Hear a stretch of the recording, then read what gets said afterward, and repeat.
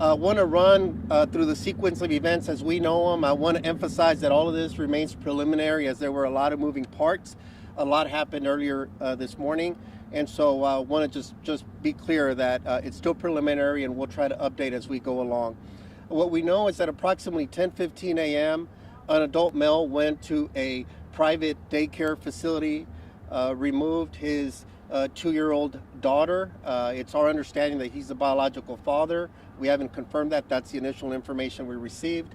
From there, he proceeded to go to a retail store pretty close by, where he confronted the mother of the child and began making threats, asking for her phone, her passcode, with child in hand, and basically threatening to hurt the child if she did not turn those items over. She complied. She made an attempt to try to rescue her daughter from his stronghold, but she wasn't able to do so. At that point, we're told that the adult male struck her possibly a couple times to the face, and continued to flee the location from that retail store, again, still with child in tow, and fleeing the location with her phone and his phone as well. Our deputies were dispatched to that location. At that point, they quickly began getting information, trying to obviously now determine what happened. Now the situation has escalated, knowing that there's a child involved and possibly could be in harm's way. They were able to immediately, or pretty close to immediately, start tracking where the phone might be. The suspect in the red Camaro was located near the intersection of Greens Road and North Freeway, approximately in the Greens Point area.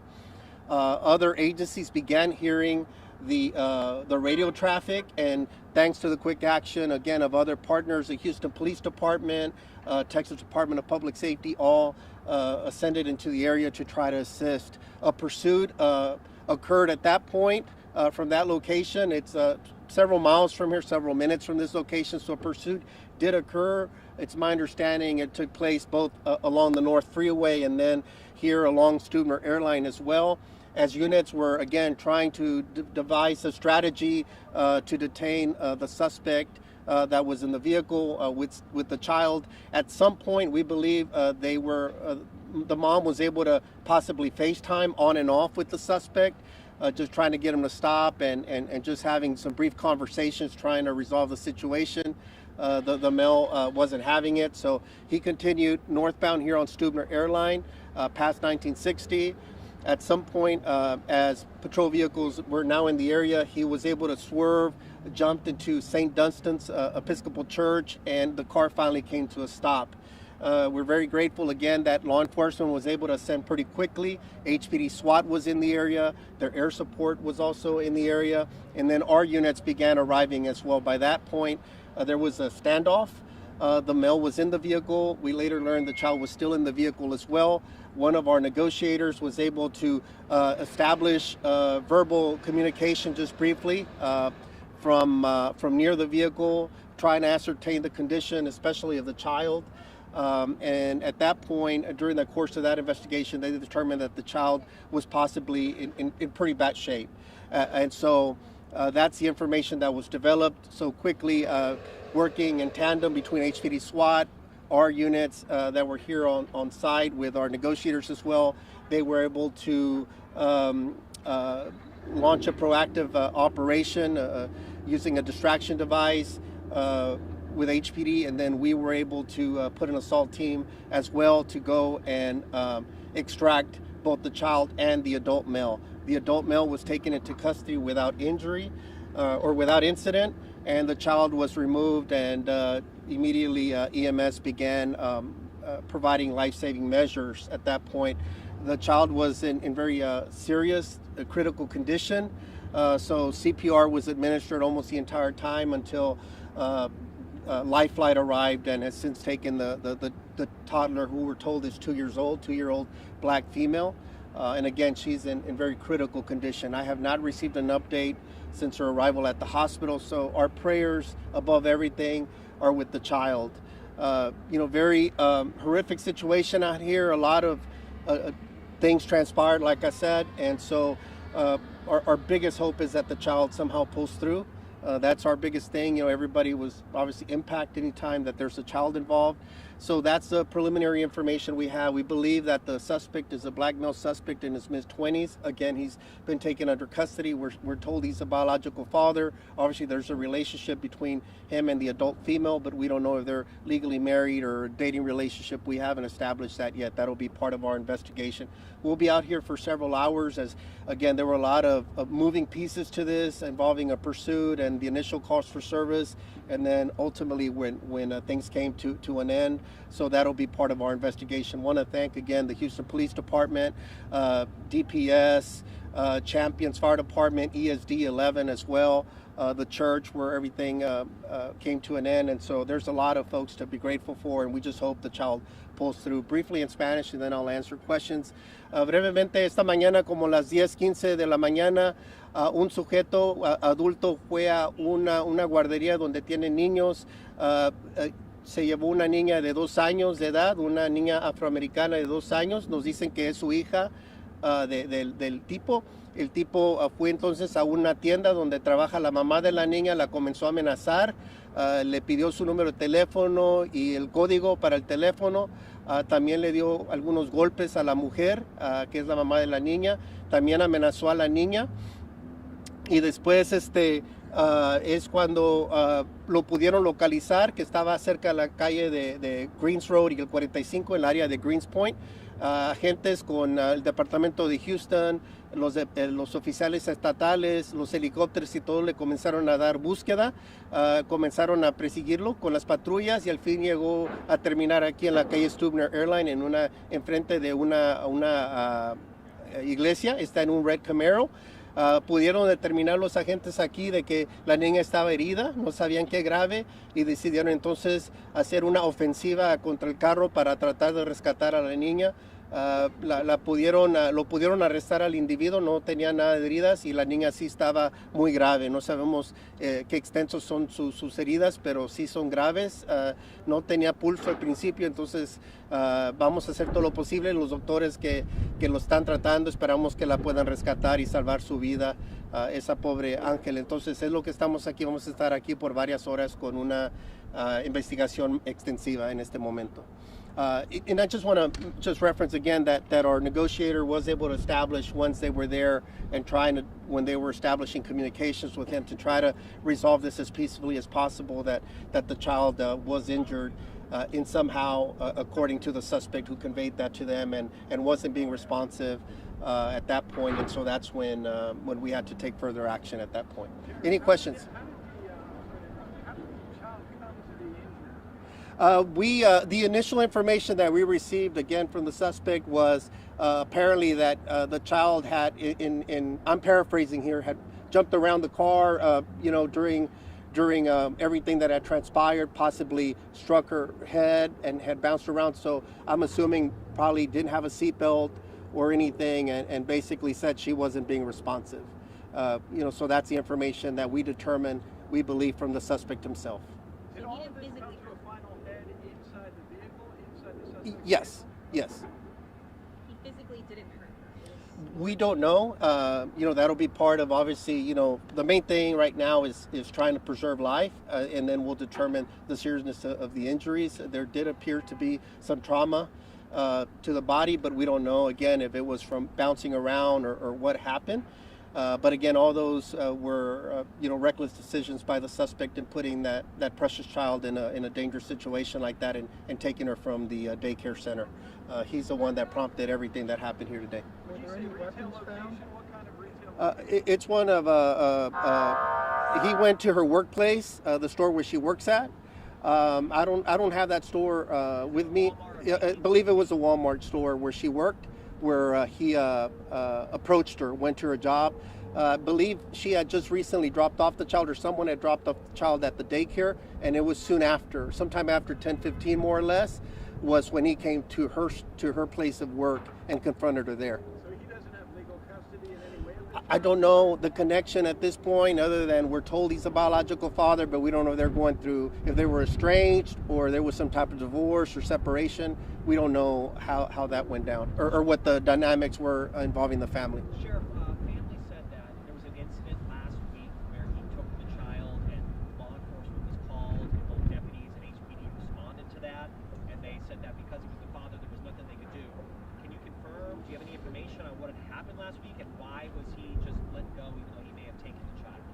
I cannot confirm. That's the first time I hear that point. That'll be an extensive investigation from here to kind of determine what happened before. It's not uncommon sometimes, especially when there's estranged couples or divorces going on, that law enforcement gets called out. But again, sometimes it falls into being a civil or family matter. It just depends the nature of the information we received, and there's possible threats to the child. Sometimes we do not get involved, but we receive calls for service to locations regarding family disputes and stuff. And so a lot of it just depends if the child was in any danger. We don't know what information was conveyed, but that's the first I hear about that. We'll try to track that down and get more information about that previous incident. Daycare location? On West FM 1960. I don't have the exact address. I don't have the name. We'll get it. Yeah. Was there a weapon found? We haven't gone into the vehicle any further. We're containing the scene so that our crime scene investigators can process it more fully. So at this point, I don't know. I have not been in the vehicle, and nothing was conveyed to me. Everybody's just securing the scene at this point. I don't know if he was on the list of authorized persons. We're told he's the biological father. We haven't been told if there was a call for service at that point. From the daycare center, we received a call. It's my understanding from the her workplace minutes after, when he arrived there and assaulted her and showed up with the child. But I'm not sure anything further as far as who was on the list to pick up or anything like that. Does the suspect have any kind of family assault charges pending on him? Any kind of record? I don't know if his record or any again past history involving him or anything. I believe he's a black male, mid-20s, but I don't have the information in terms of any record or anything. That'll be part of our investigation to see how we got to this point. I guess how horrible is it that someone just uses their child to manipulate someone? It happens, I feel like, a lot. We see a lot of domestic violence incidents kind of like this. I mean, just awful situation as a father, as just a human being, for anyone to use a child, a precious, defenseless child of 2 years old. It just broke my heart to see her, injured in that condition. It just, I can't just fathom anybody using a child, and apparently when he confronted the adult, I guess the mother, was that he was already threatening to possibly hurt the child, or was going to hurt the child as well if his demands were met. So again, just horrific chain of events and circumstances. Our main thing right now is to just hopefully the child can pull through. What did he want? What were his demands? I don't know what was going on or what prompted him to do what he did today. I'm assuming, being that there's a confrontation with the mother of a child, there may be some type of stemming, as I mentioned earlier in my post, from family violence to some extent, and in this case possibly using the child for leverage. So we don't know what the dynamics were, what was happening in the relationship. We don't know exactly what his needs or wants were at this point. Chief, did you want to add anything from? No, I just want to Just thank Chief Harden. I just want to thank Harris County for their partnership. As the sheriff mentioned, we partner in many different ways. Both calls for service patrol, we serve on several task forces together, and our tactical teams are fortunate enough to have a very close relationship and spend a lot of time training together, both for large events and for scenes like this. And it's sad that scenes like this occur and they require tactical action at times, but it is a benefit to have such a great partnership with them and our partners at DPS to do our best to bring scenes like this to as peaceful a conclusion as we can. So I just want to thank the Sheriff's Department at DPS for their assistance and in our partnership today. Thank you, Chief. What kind of charges is this guy going to face? I mean, I don't know. We haven't even gotten to that point. We're still in the early stages. The main thing was just to make sure everything concluded, and obviously there's been a lot of disruption out here in the neighborhood, and so just we'll try to kind of piece everything together. I'm sure there's a number of different charges that are applicable. Again, a lot of it will just stem to the extent of the injuries to the child and endangering the child. Which you're looking already at a felony charge at minimum there, and the other stuff that happened, the assault of the mother, and again, we don't know what is, was he authorized to take the child? Is there a court order? There's a lot of different things that we'll have to unpack with the district attorney's office that ultimately will make that decision. Transported to the hospital or to jail? The suspect will be transported, I believe, to jail. I do not. I was not told of any injuries. He did not sustain any injuries. He was arrested without incident. And so I also wanted to thank Lifelight as well. For, I mean, it's a tremendous service that we take for granted sometimes here in our community. They make so many different scenes with the number of serious crashes and just overall, violence that occurs in a region this big and busy. And so, they were here as well. La niña no sabemos qué extensas son las heridas de la niña, solamente sabemos que estaba muy grave, una niña de 2 años, entonces la llevaron por helicóptero al hospital y esperamos que la puedan hacer un milagro y que la puedan salvar, sobre todo es la meta más importante en este momento. ¿Tenía un arma? No sabemos, no hemos podido revisar el carro en detalle porque va a ser parte de nuestra investigación, tenemos que mantener el cuidado de todo y apenas están llegando los investigadores para investigar. Do we know why he wanted her phone? Was he jealous? Was he demanding? I do not know. I mean, I don't want to speculate for him, but again, just looking at him taking the child to then approaching her with child in hand, no one should have to be placed in that kind of fear or threat at work or anywhere. And again, just speaks to the awful scourge of domestic violence in whatever level, and ultimately we have, a child here that's literally fighting for her life, that was CPR in progress when she was taken, and that's a real shame that we continue to see that. And as you stated, kids are in the middle of this, and we got to do better. Sheriff, any advice on how to handle a situation like that? Situation in what part of it? Well, just in domestic violence situation, Yeah, if yeah. someone shows up and they have a child and it gets heated, how should you handle something? Yeah, well, obviously the main thing at that point is to try to de-escalate as best you can. She tried to comply with his demands, but, he still struck her and punched her is what I'm told. And so, there's a lot of things that are happening at that point. And so, it's hard to speculate exactly or kind of, think of what tactics to use, if you will. At the main thing, we always just call authorities as soon as possible. Let us hopefully get involved. And before it ever gets there, obviously, is to seek help as best you can in terms of there's counseling, Houston Area Women's Center, the Bridge, Family Time. There's so many resources that we do have. And it's very difficult, and these situations tend to escalate over time. And so you just got to be very careful because you never know when things are going to, they're powder kegs, literally, they're powder kegs. And we saw here today where, again, just a nice morning, 10 in the morning, it's not at nighttime or inside someone's house, going to a daycare, going to a place of work. These things could happen at any point. And, you think, hopefully, that no one would ever hurt their own child. But, at this day and age, anything's possible. So he just walked into Walmart and punched her? We confronted her about the phone, and then at some point in that interaction, we're told that he struck her, and then ended up fleeing with her phone, and then the child still in hand.